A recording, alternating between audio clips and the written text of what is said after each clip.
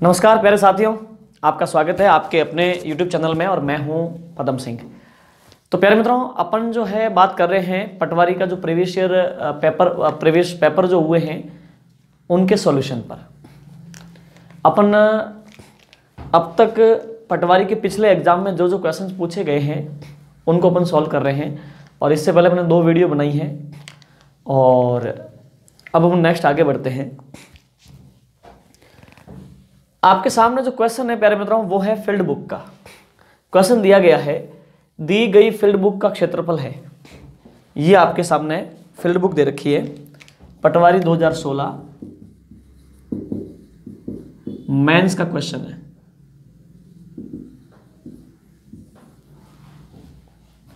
पटवारी 2016 mains का question है, ठीक है। आपको इसका क्षेत्रफल ज्ञात करना है। प्यारे मित्रों, फील्ड बुक में मोस्टली 2 ही प्रकार के शेप होते हैं। फील्ड बुक में एक तो शेप होता है त्रिभुज का और एक होता है समलंब चतुर्भुज का। और बहुत ही आसान है, आप में से वे लोग जिन्होंने ज्योमेट्री नहीं पढ़ी है तो भी इस क्वेश्चन को हल कर पाएंगे। मैं आपको अभी समझाता हूं।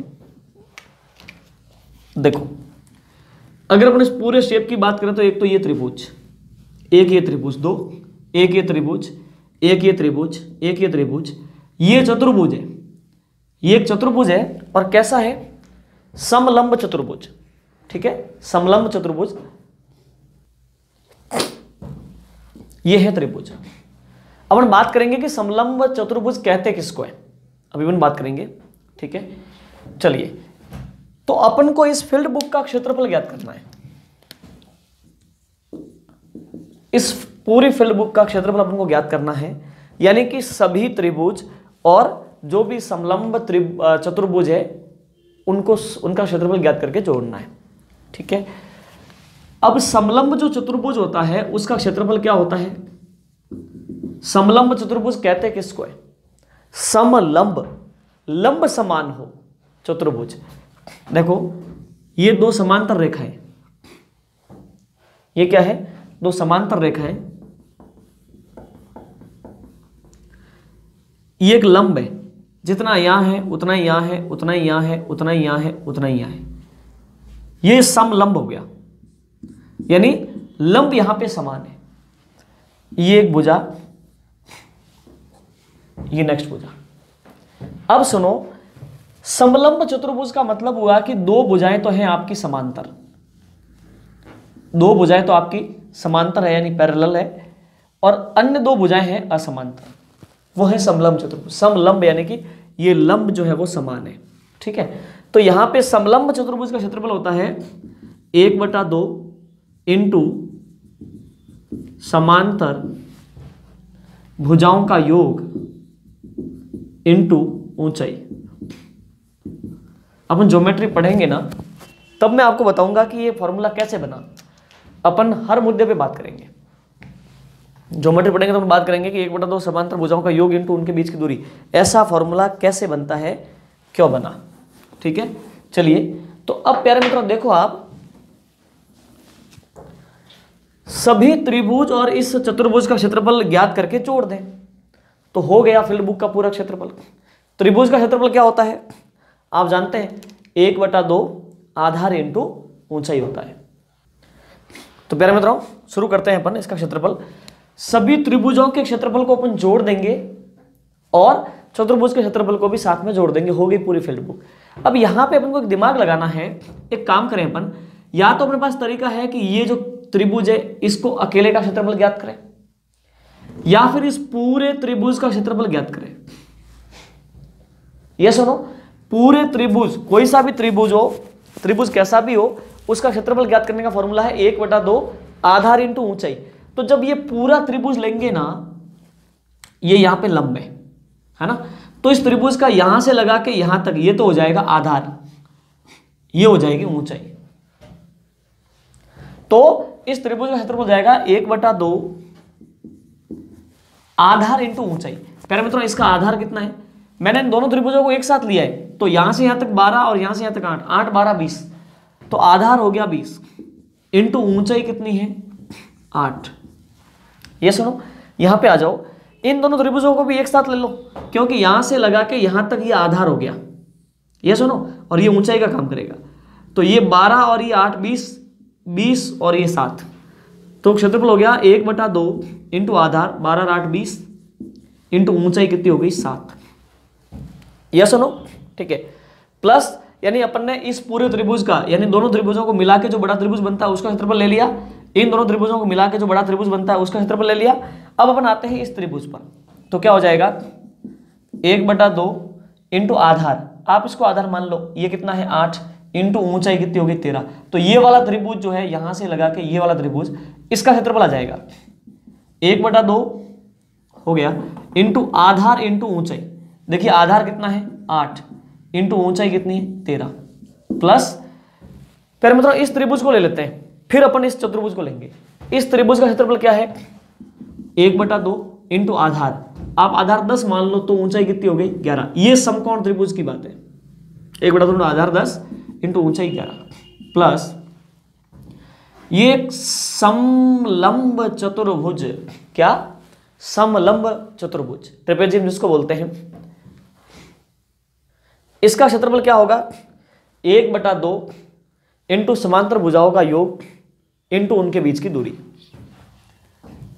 1/2 इंटू समांतर भुजाओं का योग, समांतर भुजाएं कितनी 11 और 13, इनका योग कितना हो गया 24 हो गया, इंटू उनके बीच की दूरी। अब प्यारे मित्रों यहां से लगा के यहां तक की दूरी आपको नापनी है, तो अपन कैसे नापेंगे, देखो ये पूरी लंबाई कितनी है यहां से लगा के यहां तक 12 और 8 20 और 12 और 8 20 20 और 20 40, ये पूरी लंबाई है 40। इस 40 में से ये हिस्सा अंदर आ रखा 8 और वो आ रखा है 10, 10 और 8 कितना हो गया 18, 40 में से आप 18 घटा लो तो कितना हो गया 40 में 18 गया तो 22, तो इसका क्षेत्रफल हो गया 1/2 इंटू आधार, आधार हो गया आपका 22, समांतर भुजाओं का योग, समांतर भुजाओं का योग हो गया आपका 11 इंटू 11 प्लस 13 यानी कि 24 इंटू उनके बीच की दूरी, तो उनके बीच की दूरी यहां से यहां तक ये टोटल कितना है 40, 40 में से 8 और 10 18 गया तो 22 हो गया। ये सुनो, अब प्यारे मित्रों इसको सॉल्व करके आपको जोड़ना है, सॉल्व कर दो इसको, 2 से कट गया ये 10 बार, 2 से कट गया ये 10 बार, 2 से कट गया ये 4 बार, 2 से कट गया ये 5 बार, 2 से कट गया ये, इसको काट दो 11 बार, ये 24 बरकरार है, ठीक है। 10 इंटू 8 80, 10 इंटू 7 70, 13 इंटू 3 39, 13 इंटू 4 है 13 चौक 52 हो गया मेरे मित्रों, ठीक है।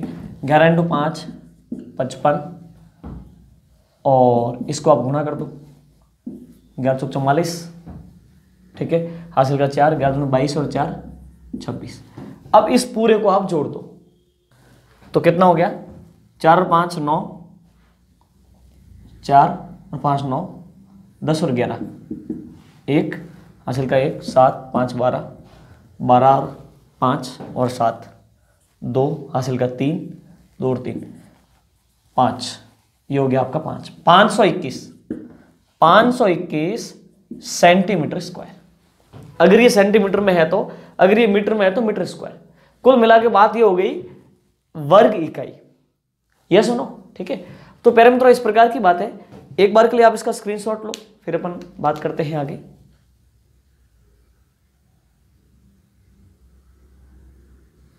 ठीक है प्यारे मित्रों, जब भी फील्ड बुक आपके सामने हो आपको एक ही ध्यान रखना है कि उसमें 2 टाइप के शेप होंगे, एक तो होगा त्रिभुज और एक शेप होगा समांतर चतुर्भुज, समलंब चतुर्भुज का, ठीक है। त्रिभुज जो होता है उसका क्षेत्रफल होता है 1/2 आधार इंटू ऊंचाई, और समलंब जो चतुर्भुज होता है उसका क्षेत्रफल होता है 1/2 इंटू समांतर भुजाओं का योग इंटू उनके बीच की दूरी। चलिए, तो यहाँ पे अपने दिमाग लगाया, नाप दे रखा है कि ये 12 है, नहीं 8 है, नहीं 8 है, वो 12 है, वो 8 है, 7 है, वो सब दे रखा है नाप आपको, है ना। एक काम करें अपन, या तो अपन इस त्रिभुज का अलग क्षेत्रफल निकालें, इसका अलग निकालें। अपन ने ऐसा न करके इस पूरे त्रिभुज का एक साथ क्षेत्रफल निकाला 1/2 आधार इंटू ऊंचाई, यहां से यहां तक आधार कितना हो गया 12 और 8 20 का आधार हो गया, इंटू ऊंचाई कितनी हो गई 8, तो 1/2 इंटू आधार, आधार तो 20 इंटू ऊंचाई कितनी हो गई 8, है ना, ये अपने लिख दिया। इन दोनों त्रिभुजों को मिला के जो एक त्रिभुज बनता है उसका क्षेत्रफल ज्ञात करें। 1/2 आधार इंटू ऊंचाई, आधार हो गया 12 और 8 20 इंटू ऊंचाई होगी 7, तो 1/2 20 इंटू 7। इस त्रिभुज का क्षेत्रफल क्या होगा? ये तो एक ही त्रिभुज है, ये तो चतुर्भुज है समलंब। इस त्रिभुज का क्षेत्रफल हो गया 1/2 इंटू आधार 8 इंटू ऊंचाई होगी आपकी 13। इस त्रिभुज को लिया 1/2 इंटू आधार 10, ऊंचाई होगी 11। अब इस समलंब चतुर्भुज का क्षेत्रफल होगा 1/2 इंटू समांतर भुजाओं का योग। यहाँ पे समांतर भुजाएं कितनी है? 11 और 13, इनका योग हो गया 24। 1/2 इंटू समांतर भुजाओं का योग 24 इंटू उनके बीच की दूरी, यहाँ से यहाँ तक टोटल 8 12 8 12, ये हो गया 40। 40 में से ये हिस्सा अंदर आ रखा 8 और वो कितना आ रखा 10, 8 10 कितना हो गया 18। 40 में 18 क्या तो 22, तो इनके बीच की ये वाली दूरी जो है वो हो गई आपकी 22, तो ये कट गया। कैलकुलेशन किया तो 521 वर्ग सेंटीमीटर। काफ़ी लोग ये सोच रहे हैं कि सर ये इतना सा तो 8 है और यहाँ से यहाँ तक 8 कैसे है? फिर मतलब ये बात सही है, थोड़ा सा मिस्टेक इस क्वेश्चन में लग रहा है, शेप में मिस्टेक लग रहा है। केवल डायग्राम एग्जैक्टली जो एग्जाम में था मैंने वही डायग्राम यहाँ पे उतारा है, तो डायग्राम को बनाने में थोड़ी मिस्टेक है, लेकिन उसने नाप जब दे दिया है तो अपन को किसी प्रकार का दिमाग नहीं लगाना है। भाई उसने ऑलरेडी कह दिया, अब अपन कहेंगे सर यहाँ से यहाँ तक 8 है, यहाँ से यहाँ तक भी 8, तो अभी फिलहाल अपन को इस प्रकार का दिमाग नहीं लगाना है। सही बात है, वो शेप उन्होंने गलत बनाया, ये लाइन इसके बराबर आनी थी। ठीक है, चलिए तो प्यारे मित्रों इस प्रकार की बात है। अब यहाँ पे केवल अगर त्रिभुजों के क्षेत्रफल की अगर वो बात करें तो आपको क्या करना है, वो केवल यूं कह दें कि इस मतलब फील्ड बुक में केवल त्रिभुजों का क्षेत्रफल होगा, तो ये त्रिभुज ये और ये जोड़ देना है। ये सुनो, यानी कि इसको घटा दोगे आप, 1/2 24 इंटू 22 को घटा दोगे। क्लियर? ठीक है, चलिए अब प्यारे मित्रों अपन आगे बढ़ते हैं। अब प्यारे मित्रों अपन नेक्स्ट क्वेश्चन लेते हैं। देखिए इसमें प्यारे मित्रों त्रिभुजों का क्षेत्रफल भी पूछ रखा है। एग्जाम में जब क्वेश्चन आया था तो 2 प्रश्न पूछे थे, एक तो इस पूरी फील्ड बुक का क्षेत्रफल और एक अलग से नेक्स्ट क्वेश्चन था कि केवल त्रिभुजों का क्षेत्रफल। त्रिभुजों का क्षेत्रफल आप अलग से ज्ञात कर लेना। ठीक है प्यारे मित्रों, अब देखो ये है पटवारी 2016 मेंस का क्वेश्चन। ठीक है, और ये है औसत का, बहुत ही आसान है। जब मैंने औसत टॉपिक आपको पढ़ाया था, आप प्लेलिस्ट में जाकर के देखें, मैंने एवरेज जो पढ़ाया है, मतलब अपने बहुत एडवांस लेवल तक एवरेज पढ़ा है। ये सवाल तो कहीं टिकता भी नहीं है, इतना आसान है। देखिए आप सुनिए, 15 संख्याओं का औसत 40 है, उनमें से प्रथम 8 का औसत 30 है और अंतिम 8 का औसत 50 है, तो 8वीं संख्या का मान क्या होगा? देखिए आपको पता है कि टोटल संख्याएं हैं 15। देखो इधर 1 2 3 4 5 6 7 8 इसे 15 है ना। आप देखना अपने यहाँ लिखते हैं संख्याएं कितनी है 15, और इन सभी संख्याओं का औसत कितना है? इस नर का ना 15 संख्याओं का औसत 40 है, तो इनका योग कितना हो गया? 15 इंटू 40 600। ये सुनो, संख्याएं कितनी है 15, औसत इनका है 40, तो इनका योग हो गया 600। क्लियर? ठीक है, प्रथम 8 संख्याओं का औसत 30 है, ये पहले की 8 संख्याएं मान लो, है ना, प्रथम 8, इनका औसत क्या है 30 है, तो इनका योग हो जाना है 240। अंतिम 8, प्यारे मित्रों टोटल 15 संख्याएं हैं, शुरुआत की 8 का औसत हो गया, अब पीछे कितनी बच गई? पीछे बच गई 7, लेकिन इसने बोला है कि अंतिम 8 संख्याओं का औसत कितना दे रखा है? 50। अंतिम 8 का मतलब है कि एक संख्या ओवरलैप होगी। ये सुनो, ये संख्या ओवरलैप हो रही है, तो अपन लिखेंगे कि ये वाली संख्याएं कितनी है? अंतिम संख्याएं 8, इनका औसत कितना है? 50, इनका योग कितना हो गया? 8 इंटू 50 400। अब एक बात बताओ, 240 प्लस 400 640 हुआ कि नहीं हुआ? वैसे देखें तो यहां से यहां तक, यानी शुरू से लगा के एंड तक की संख्याओं का योग कितना है? 600, लेकिन शुरुआत की 8 और अंतिम की 8, यानी एक संख्या बीच वाली ओवरलैप हो रही है। कौन सी? 8वीं संख्या। 8वीं संख्या ओवरलैप हो रही है, तब जाकर के इन संख्याओं का योग क्या बन रहा है? 640। क्यों? क्योंकि ये संख्या 2 बार गिनी गई।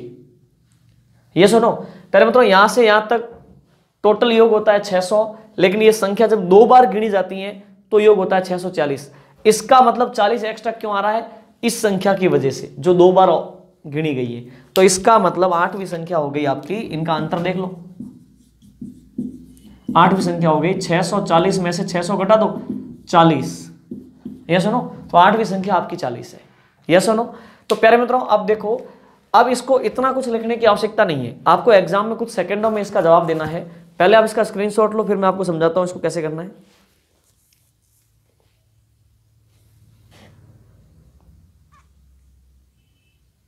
ठीक है, अब सुनो प्यारे मित्रों, देखना अपन को पता है कि 15 संख्याएं हैं जिनका औसत 40 है, तो 15 × 40 600 सभी संख्याओं का योग है।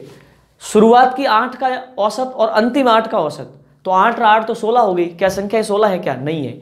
इसका मतलब बीच वाली संख्या ओवरलैप हो रही है, शुरुआत की 8 में भी 8वीं संख्या आ रही है और अंतिम 8 में भी 8वीं संख्या आ रही है। तो 8वीं संख्या कितनी बार आ रही है? 2 बार। तब उनका योग क्या बनता है? तो वो देखो, शुरुआत की 8 का औसत आपको दे रखा है, शुरुआत की 8 का औसत 30 है, तो 240 शुरुआत की 8 का योग हो गया। अंतिम 8 का औसत आपको दे रखा है 50, तो 400 उनका योग हो गया। 400 और 240 आपका हो गया 640। वैसे तो इनका योग कितना है? 600, और वैसे 640 क्यों आ रहा है? क्योंकि बीच वाली संख्या ओवरलैप हो रही है, इसकी वजह से आ रहा है। वो कितनी है? वो 40 है, सिंपल सी बात है, ये सुनो। चलिए, तो प्यारे मित्रों अब हम लेते हैं नेक्स्ट क्वेश्चन। देखो कितने आसान है ये क्वेश्चन, ये पटवारी 2016 मेंस के क्वेश्चन है, चुटकियों में सोल्व होने वाले क्वेश्चन है। अगर आप इस पैटर्न से पढ़ते हैं तो आप जो औसत टॉपिक मैंने पढ़ाया है प्लेलिस्ट में जाके आप देखेंगे, अगर आपने ये पूरा टॉपिक देखा है, अगर नोट्स बनाए हैं ना, तो कोई सवाल नहीं बचेगा जो आप नहीं कर पाओ। ठीक है प्यारे मित्रों, चलिए अब नेक्स्ट क्वेश्चन लेते हैं। प्यारे मित्रों ये क्वेश्चन है नेक्स्ट पटवारी 2016 मेंस का।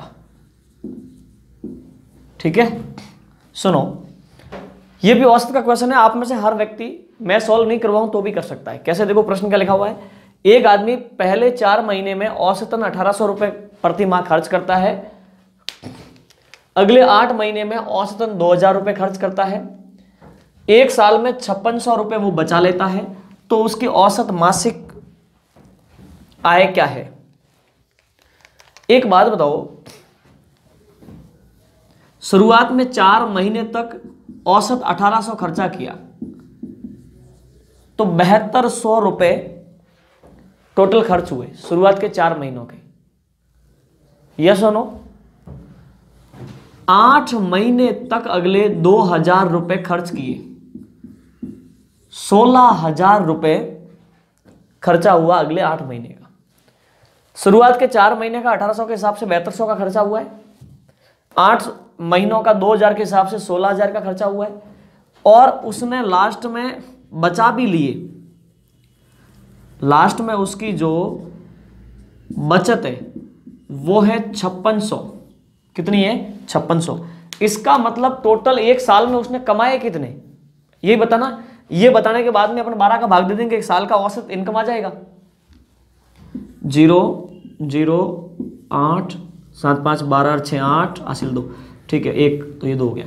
28,800 रुपए उसने पूरे साल में खर्चा और जो लास्ट की बचत मिला करके, यानी उसने इनकम करी है 28,800 रुपए की। पूरे साल की उसकी इनकम 28,800 है। ठीक है, अब आपको पता करना है कि उसकी सालाना मासिक इनकम क्या है, मासिक आय आपको बतानी है, औसत। तो प्यारे मित्रों 12 महीने में 28,800 रुपए उसने कमाए, तो अपन लिखेंगे औसत आय 28,800 रुपए जो है ये 12 महीने में कमाए, तो 12 का भाग दे दो, 12 दूनी 24, 4 बच गए, आगे 8 है, 12 चौक 48 00, 2400 रुपये। बोलो कितना? 2400 रुपए जो है प्रति माह वो कमाता है टोटली। यस और नो? तो प्यारे मित्रों देखो कितना आसान है, पेन को भी उठाने की आवश्यकता नहीं है। 18 चौक 72, 7,200 रुपए कमा लिए, मतलब तभी तो उसने खर्चा किया भाई। 4 महीने का 1800 के हिसाब से 7200 का खर्चा है, अगले 8 महीने का 2000 के हिसाब से 16000 का खर्चा है, और 5600 रुपये उसने बचा लिए।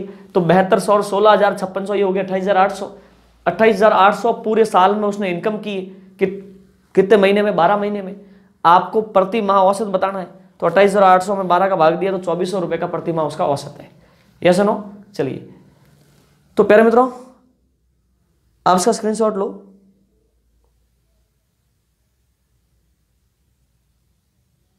ठीक है, अब प्यारे मित्रों अपन लेते हैं नेक्स्ट क्वेश्चन। प्यारे मित्रों ये देखो नेक्स्ट क्वेश्चन, अब ये चक्रवृद्धि ब्याज का क्वेश्चन है। चक्रवृद्धि ब्याज अभी मैंने आपको टॉपिक पढ़ाया नहीं है, सुनिए देखिए, एक व्यक्ति 10,000 रुपए 10% वार्षिक चक्रवृद्धि ब्याज की दर से गणना करने पर उधार दिए, 2.5 वर्ष पश्चात उसे कितने रुपए वापस मिलेंगे? 10,000 रुपए 10% की दर पे उधार दिए हैं, कंपाउंड इंटरेस्ट है, चक्रवृद्धि ब्याज है, 2.5 साल बाद उसे कितने वापस मिलेंगे? चक्रवृद्धि ब्याज का मतलब होता है कि वहां पे आपको ब्याज का ब्याज मिलेगा। इस वर्ष का जो ब्याज है वो मूलधन के साथ जुड़ेगा, अगले वर्ष इस पूरी राशि पर आपको ब्याज मिलेगा। तो देखिए 10,000 रुपये, ये सुनो 10% का रेट ऑफ इंटरेस्ट है, 2.5 साल का आपको मिश्र धन ज्ञात करना है। तो आपको ऐसे देखना है कि अपने आप में 100% है, एक साल में 10% का ब्याज लगेगा तो आपको 110% मिलेगा। ये पहले साल का मिश्र धन है। दूसरे साल वापस 10% ब्याज लगेगा, लेकिन इस पूरे का 10% जब ब्याज होगा तो 110% मिश्र धन हो जाएगा इस पूरे का। अब तीसरा साल पूरा नहीं है, वहां पे आधा साल है, तो आधे साल, पूरे साल का दर क्या है 10%, तो आधे साल का 5%, तो ये हो गया 105/100। ये सुनो वापस आप देखो प्यारे मित्रों, यहां से यहां तक ये क्या है, ये है पहले साल का मिश्र धन, ये क्या है, ये है दूसरे साल का मिश्र धन, और ये पूरा क्या है, ये है 2.5 सालों का मिश्र धन। ये सुनो 10% का ब्याज लगा तो 110% हो गया, फिर वापस 10% ब्याज लगा तो 110% हो गया, फिर आगे आधा ही साल है तो 10% पूरा ब्याज थोड़ी लगेगा, 5% लगेगा, तो 105% हो गया। जब मैं आपको ब्याज टॉपिक समझाऊंगा ना तब आपको समझ में आएगा कि ऐसा कैसे होता है। 00 से 00 कैंसिल, 00 से 00 गए, 00 से 00, 11 11 121 इंटू 105, ठीक है, 11 11 121 इंटू 105, ये हो जाएंगे आपके 12,705 रुपये, 12,705। ये सुनो, तो प्यारे मित्रों ये है आपका आंसर कि 2.5 वर्ष के अंत में हमारे को टोटल कितना मिलने वाला है, 12,705 रुपए। ये सुनो तो कितना इंटरेस्टिंग है, बहुत आसान है। चलिए आप इसका स्क्रीनशॉट लो।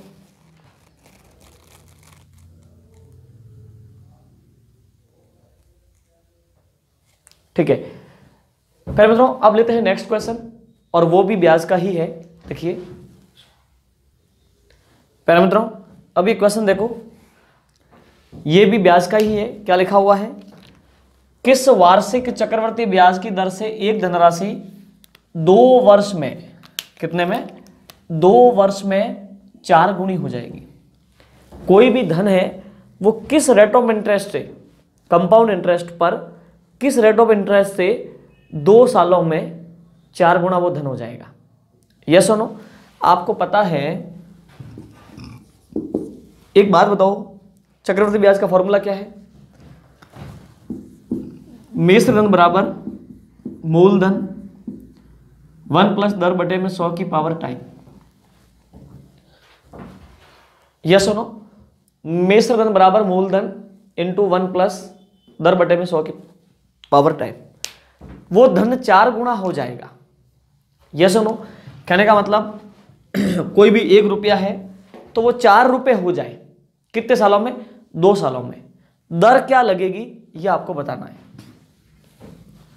मतलब धन होगा 4 रुपये, ये सुनो, और वो धन था कितना, 1 रुपये।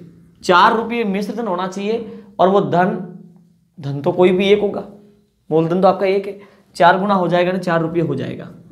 1 प्लस दर में नहीं पता, बटे में 100 की पावर टाइम कितना, 2 वर्ष। ये सुनो, तो ये आपका समीकरण सेट हो गया। अब एक काम करें अपन, दोनों तरफ वर्गमूल कर लें। दोनों तरफ वर्गमूल करने पर तो देखो 4 का वर्गमूल 2 निकल गया, अब 1 का तो कोई वर्गमूल 1 ही रहेगा, और 1 जब इससे गुणा होगा तो कोई फर्क नहीं पड़ना। प्यारे मित्रों, इधर जब वर्गमूल किया तो इसका स्क्वायर हट गया। अपना उद्देश्य क्या है, अपना उद्देश्य है r का मान ज्ञात करना। तो r ब्रैकेट के अंदर है, ब्रैकेट के ऊपर है घात, सबसे पहले घात को तोड़ना, घात को तोड़ के ब्रैकेट के अंदर घुसना, फिर अपन आर आएगी ना, दोनों तरफ वर्गमूल किया, 4 का वर्गमूल 2, इधर वर्गमूल से ये स्क्वायर हट गया तो क्या बच गया 1 + r/100। ये सुनो, एक ट्रांसफर हुआ, 2 में से 1 गया तो 1 बराबर r/100। जब 100 आकर के इससे गुना होगा भाई, 1 इधर आया ना, 2 में से 1 गया, r/100, 100 इधर आया तो 100% is equal to rate of interest. इसका मतलब ब्याज की दर है 100%। ये सुनो, तो प्यारे मित्रों इस प्रकार की बात है, आप इसका स्क्रीनशॉट लो।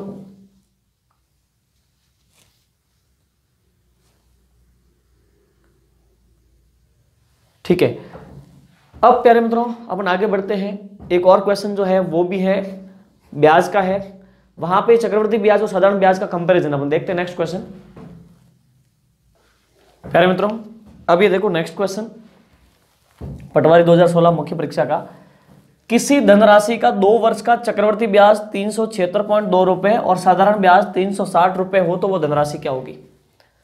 ब्याज का क्वेश्चन है, मतलब कोई धन है, धन हमको को नहीं पता, किसी निश्चित रेट ऑफ इंटरेस्ट से 2 सालों का सिंपल इंटरेस्ट तो आपका है 360 रुपए और कंपाउंड इंटरेस्ट है आपका 376.2 रुपए।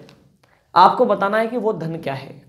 ठीक है, जब आप मैंने प्लेलिस्ट में आप वीडियो देखोगे, वहां पे सिंपल इंटरेस्ट का पहला वीडियो देखना, ब्याज का पहला वीडियो देखना, जिसमें मैंने आपको समझा रखा है कि चक्रवृद्धि ब्याज और साधारण ब्याज में अंतर क्या होता है। तो अंतर ये होता है कि चक्रवृद्धि ब्याज और साधारण ब्याज का मुख्य अंतर ये है कि चक्रवृद्धि ब्याज में ब्याज का भी ब्याज लगता है, जबकि साधारण ब्याज में हमेशा ब्याज मूलधन पर ही लगता है, ब्याज का ब्याज नहीं लगता। साधारण ब्याज में ब्याज का ब्याज नहीं लगता, इसकी वजह से ब्याज हमेशा बराबर रहता है, जबकि चक्रवृद्धि ब्याज में ब्याज का ब्याज लगने के कारण हर साल ब्याज में वृद्धि होती जाती है। इस साल का ब्याज 500 है तो अगले साल 600 हो जाएगा, उससे अगले साल 750 होगा, उससे अगले साल 1000 होगा। ब्याज में वृद्धि होती जाएगी हर साल, हर चक्र के बाद ब्याज में वृद्धि होती जाएगी, इसी का नाम है चक्रवृद्धि। जबकि साधारण ब्याज में हमेशा ब्याज बराबर ही चलता है। ठीक है, चलिए तो एक काम करें अपन, इस क्वेश्चन को अगर प्रॉपर मेथड से करेंगे तो बहुत लेंथी हो जाएगा। मैं आपको इसका एक शॉर्ट पैटर्न बताता हूं, देखो बिल्कुल कॉन्सेप्ट वाला, कोई ट्रिक नहीं है, आप खुद समझोगे, आपकी समझ में ये फिट होगी चीजें। सुनो, सबसे पहले अपन बात करते हैं सिंपल इंटरेस्ट के, फिर करेंगे अपन कंपाउंड इंटरेस्ट की। 2 सालों का सिंपल इंटरेस्ट देखो कितना है 360 रुपए। आपको पता है कि सिंपल इंटरेस्ट हर साल बराबर रहता है, 2 सालों का 360 है तो 1 साल का हो गया 180, 180 यहां पर नहीं 180 यहां पर। अगर तीसरा साल होता तो भी साधारण ब्याज होता 180 180 180, वो चलता जाता। यस और नो? आप एक चीज को जानते हो, पहला वीडियो ब्याज का देखो कि मैंने समझाया, वहां पे साधारण ब्याज और चक्रवृद्धि ब्याज पहले चक्र में समान होते हैं। पहले चक्र में साधारण ब्याज 180 है तो चक्रवृद्धि ब्याज भी 180 है।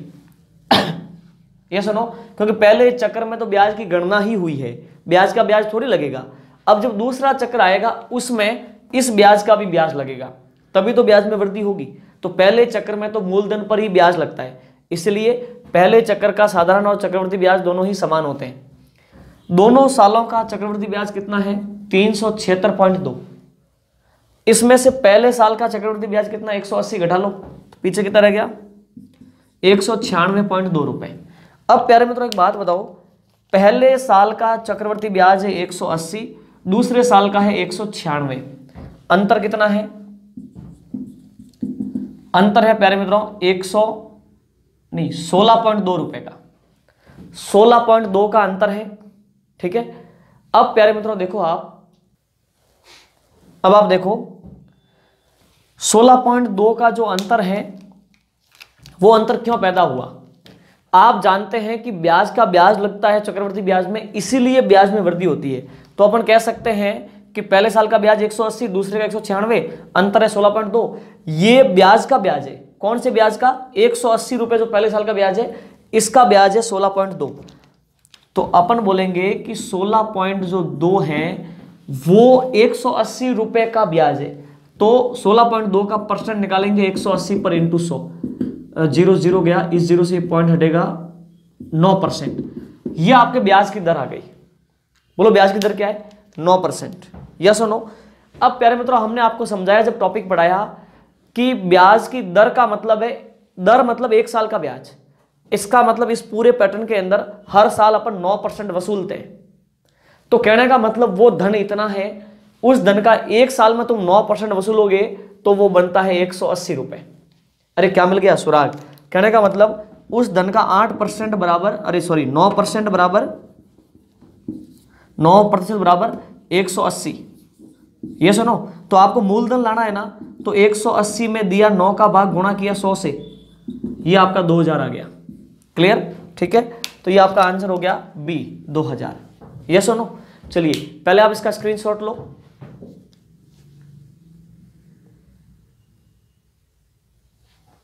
ठीक है, अब प्यारे मित्रों ये क्वेश्चन अभी आपको थोड़ा सा अजीब लग रहा होगा क्योंकि आपने पहली बार इस कॉन्सेप्ट को पढ़ा है। जब मैं कंपाउंड इंटरेस्ट पढ़ाऊंगा उस समय आप कंफर्म कर पाओगे कि ये तो बहुत आसान है। अगर मुझे ये क्वेश्चन एग्जाम में करना हो तो मैं पेन कॉपी नहीं उठाऊंगा, मैं सीधा यूं देखूंगा 2 सालों का सिंपल इंटरेस्ट 360 है ना, तो 1 साल का हो गया 180। कंपाउंड इंटरेस्ट 376 है, उसमें से 180 तो पहले साल का होगा ही होगा क्योंकि सीआई और एसआई पहले साल में समान होते हैं। दूसरे साल का हो जाएगा 196, तो 180 और 196 में अंतर है 16.2 का, है ना। 16.2 जो है वो ब्याज का ब्याज है, किस पर? 180 का ब्याज है, पहले साल के ब्याज का ब्याज है। 16.2 का परसेंट निकालो 180 पर, तो 9%। इसका मतलब ब्याज की दर है 9%। मतलब वो मूलधन इतना है कि उस मूलधन का 9% यानी 1 साल का ब्याज निकालें तो 180 आता है। ये सुनो, तो अपन को सुराग मिल गया कि 9% बराबर 180। तो अपन को वो धन लाना है, सीधा 180 में 9 का भाग दे दो, 1% का वैल्यू आया, गुणा कर दिया 100 से, 100% का वैल्यू आ गया 2000। ये सुनो, तो पहले मतलब इतना आसान है, मैथमेटिक्स बिल्कुल सरल है। अब ये जो मैं क्वेश्चन करवा रहा हूँ ये पटवारी 2016 के क्वेश्चन है। क्या आपको लग रहा है ये टफ है? इससे तो कहीं एडवांस लेवल के क्वेश्चन अपन पढ़ रहे हैं जो मैं टॉपिक पढ़ा रहा हूँ आपको उसमें। तो प्यारे मित्रों इसलिए मैं कह रहा हूँ कि मैथमेटिक्स बहुत सरल है, बस उसको कॉन्सेप्चुअल तरीके से समझना है। अगर आप इसमें और कोई ट्रिक लगाएंगे तो आप उलझ जाएंगे। ठीक है, तो प्यारे मित्रों इसी प्रकार से आप पढ़ते रहिए, नोट्स बनाते रहिए, और जैसे जैसे मेरे को टाइम मिल रहा है मैं आपको जो है टॉपिक्स दे रहा हूँ, क्योंकि अजमेर में अपना ऑफलाइन कोचिंग है तो यहाँ पे भी क्लासेस शुरू हो गई हैं, तो उसमें भी मेरा शेड्यूल बिजी रहता है। इस वजह से मैं वहाँ से टाइम निकाल के ये वीडियो बनाता हूँ। ठीक है प्यारे मित्रों, तो मेरी कोशिश रहेगी जितने हो सके मैं जो है वीडियो बना करके आपको प्रोवाइड करूँ। तो प्यारे मित्रों आप अपने दोस्तों को शेयर कीजिए और आपकी जो फीलिंग्स है वो कमेंट बॉक्स के माध्यम से हम तक पहुंचाइए ताकि हम प्रेरित हो आपके वीडियो बनाने के लिए। ठीक है, इससे आगे अपन नेक्स्ट बात करेंगे अगले वीडियो में। Thank you so much.